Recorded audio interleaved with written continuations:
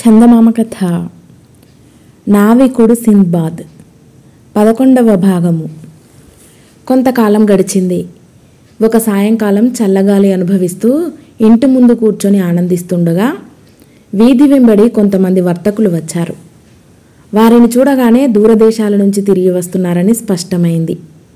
చాలా కాలం తర్వాత మాతృదేశాన్ని చూస్తున్న కారణం చేత వాళ్ళ కళ్ళలో ఆనందం తొణికిసలాడుతున్నది. ఆ ఆనందం దేశంలోనే ఉండిపోయిన వారు అనుభవించలేరు. నాకు మళ్ళీ దేశాటన మీద మనసుపోయింది. నేను వెంటనే వర్తకానికి అనువైన సరుకులు విరివిగా కొని వాటితో బస్రా చేరాను.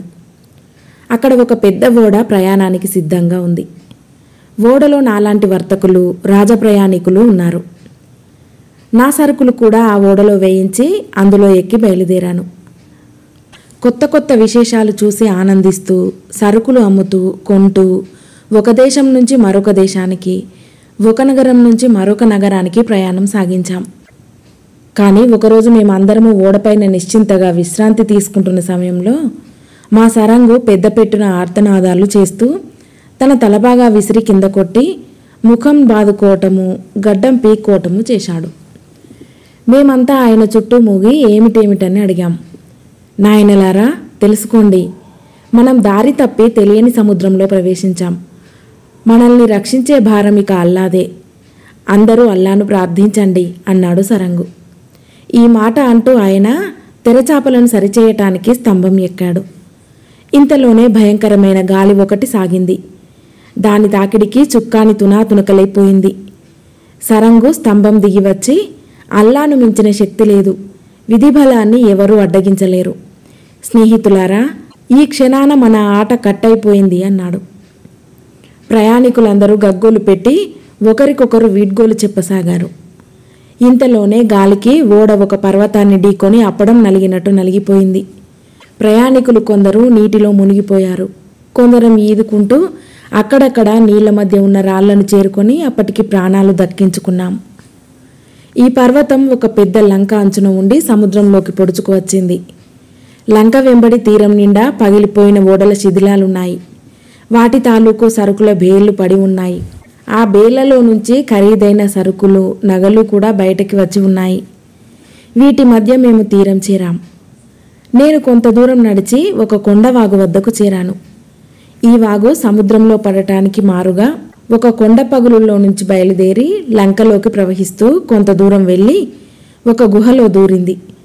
ఈ వాగు రెండు గట్టుల కెంపులు, ఇతర రంగుల రాళ్ళు, వజ్రాలు, వెండి, బంగారు కణికలు ఉన్నాయి. వాగు లోపల కూడా గులకరాళ్లకు బదులు అమూల్యమైన రత్నాలుండి దగదగా ప్రకాశిస్తున్నాయి. ఆ ప్రాంతాల వెదజల్లి ఉన్న సంపదను మనుష్య మాత్రుడెవడు ఎన్నడూ కళ్ళజూసి ఉండడు. ఆ దృశ్యం కళ్ళు మిరుమిట్లు గొలుపుతూ ఉంది. వాగు వెంబడి మేలురకం ముసంబరం చెట్లున్నాయి. ఇవన్నీ గాక ఈ లంకలో విచిత్రమైన ప్రవాహం ఒకటి ఉన్నది. అది నీటి ప్రవాహం కాదు. కొండల మీద ఉండే అంబరు ఎండవేడికి కరిగి నల్లని తారులాగా అయి ప్రవాహం కట్టి సముద్రంలోకి పారుతుంది. సముద్రపు చేపలు ఈ అంబరు ద్రవాన్ని ఆత్రంగా తాగేస్తాయి. కొంతసేపు అయ్యాక అది వాటి కడుపులో ఇముడక వాంతి అయిపోతుంది.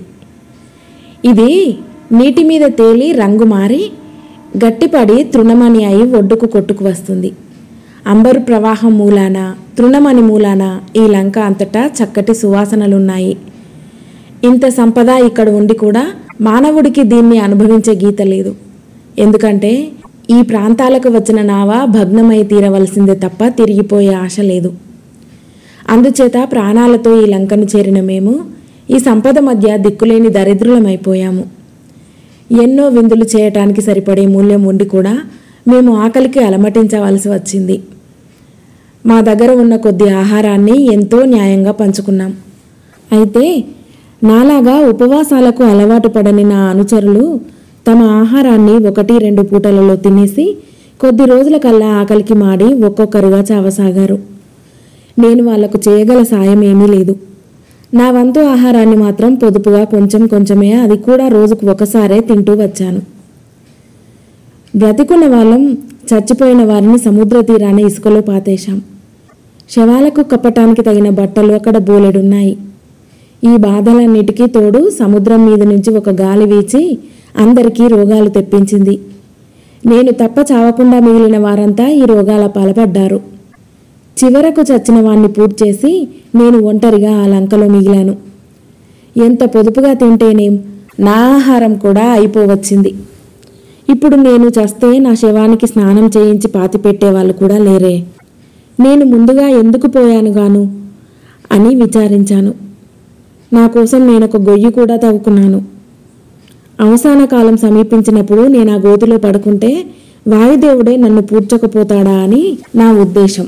నా విరక్తి చెప్పటానికి వీల్లేదు. ఒరేయ్ సింధుబాద్, 5 సార్లు చావు తప్పి కన్ను లోటపోయినా నీకు జ్ఞానం రాలేదు. దాలిగుంటలో పడుకున్న కుక్కలాగా నువ్వు మళ్ళీ మొదటికి వస్తూనే ఉంటావు. ఎందుకు నీకు ధనదాహం? నీకున్నదంతా ఖర్చు చేస్తూ తిన్నా 3 తరాలకు సరిపోవునే అని నన్ను నేను తిట్టుకున్నాను. కానీ ఈ పశ్చాత్తాపం వెనుకే ఒక ఆలోచన వచ్చింది. ఆ గుహలో దూరిన ప్రవాహం మాటేమిటి? అది కొండ అవతల బయటికి వచ్చి ఉండాలి. ఆ ప్రవాహం ఎక్కడికి పోతుంది? అక్కడ ఏమున్నది? ఇక్కడ దిక్కుమాలిన చావు చచ్చే కన్నా ఆ ప్రవాహం సంగతి తెలుసుకునే ప్రయత్నంలో చావటం ఎంతో మేలు కదా. ఈ ఆలోచనతో నాకు కాస్త ఉత్సాహం వచ్చింది. నేను ముసాంబరం కొమ్మలు కొన్ని పెద్దవిగా చూసి పోగు చేసి వాటిని కలిపి కట్టి ఒక తెప్ప తయారు చేశాను. దానిమీద పగిలిపోయిన ఓడ చెక్కలు పరిచాను. కనిపించినంతలో పెద్ద పెద్ద మనులు, తృణమనులు ఏరి మూటలు కట్టి తెప్ప మీద ఎత్తుగా పోగు చేశాను. తర్వాత నా దగ్గర మిగిలి ఉన్న ఆహారంతో సహా తెప్ప మీద ఎక్కి 2 చెక్కలు తెడ్లుగా ఉపయోగిస్తూ వేగంగా ప్రవహిస్తున్న వాగు మీద ప్రయాణమైనాను. నా తెప్ప వాగు వెంబడి పోయి వాగుతో పాటే కొండగుహలో దూరింది. లోపల గాఢాంధకారం. వాగు ఎన్ని మెలికలు తిరిగితే తెప్ప కూడా అతివేగంగా అన్ని మెలికలు తిరుగుతూ పక్కన ఉన్న రాతికి కొట్టుకుంటున్నది. అప్పుడప్పుడు నా తల రాతి కప్పుకు కొట్టుకుంటున్నది. చూసి తప్పుకుందామా అంటే ఆ గుహ్యారంలో కన్ను పొడుచుకున్నా కనిపించటం లేదు. ఈ అంధకార కూపంలోకి ఎందుకు ప్రవేశించానురా దేవుడా, ఇంతకన్నా ఇసుకలో చచ్చిపోయినా బాగుండేదే అనుకున్నాను. కానీ వెనక్కుపోయే మార్గం లేదు. వాగు పల్లానికి దిగుతున్న కొద్దీ దాని దూకుడు హెచ్చుతున్నది. నేను పట్టుకున్న తెడ్లు కేవలం నిరుపయోగమయ్యాయి. అందుచేత వాటిని వదిలేసి తెప్పను ఖర్చుకొని బోర్లా పడుకున్నాను. లేకపోతే నా తల పగిలిపోయేటట్టు కనిపించింది. అట్లా పడుకున్న వాడిని స్పృహ తప్పిపోయిన వాడిలాగా నిద్రపోయాను. ఇంకా ఉంది.